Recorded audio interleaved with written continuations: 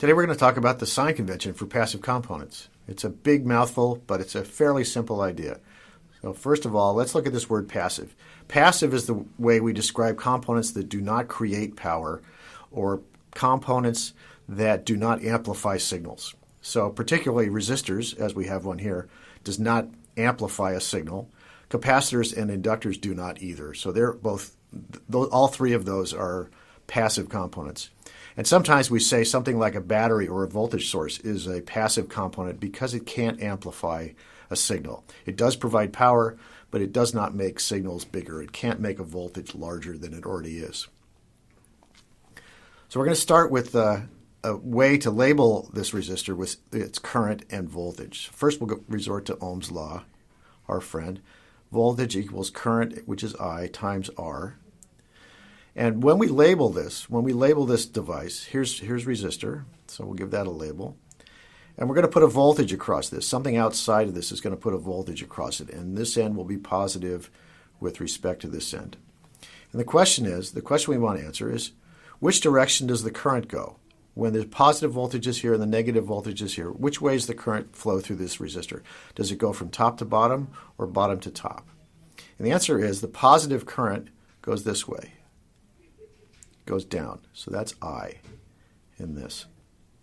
And the current is going into the end with the positive sign on the voltage. Now I'm going to draw another one of these. Same sort of thing. And we'll do it a different way. We'll do this one sideways. And I'll label the voltage. Here's R. And I'll put a voltage on it. And the voltage, let's label it this way. Let's say this, we label the plus end this way and label the minus end this way. And the question is, which way does the current go? Well, the current goes in the positive end, so it goes in that way. And that's the sign convention that's for passive components. The current goes into the voltage on the positive terminal of the voltage.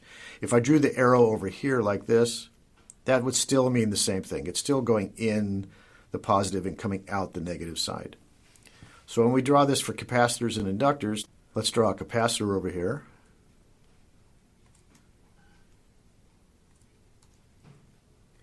And there's C. And if I label this with a voltage plus and minus V, then the passive sign convention tells me that I label the positive current going in, I. The same for an inductor. We'll draw our curly inductor like that. We'll put a voltage on it. This time I'll put the voltage on this side, plus minus V, plus minus V. This is our inductor like that. And the current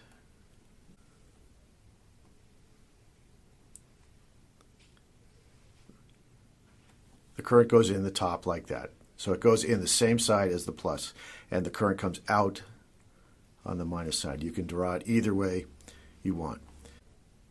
Let's practice some more. This time we'll do it with a resistor again. Here's another resistor. And this time I'm going to label the current first. I'm going to say the current goes this way through the resistor. And now, using the passive component sign convention, how do we label the voltage? I want to label the voltage. Where's the plus sign? Plus sign is on the side that the current goes in. The current's going in to this terminal, so that is the plus side of the resistor. And that's basically the idea of a sign convention for passive components. When we're setting up a circuit, if we have a complicated circuit, we're setting it up, we have to give names to all the voltages and all the currents. And this is the way you do it to make sure that Ohm's law comes out with the correct sign. That's why we have this sign convention.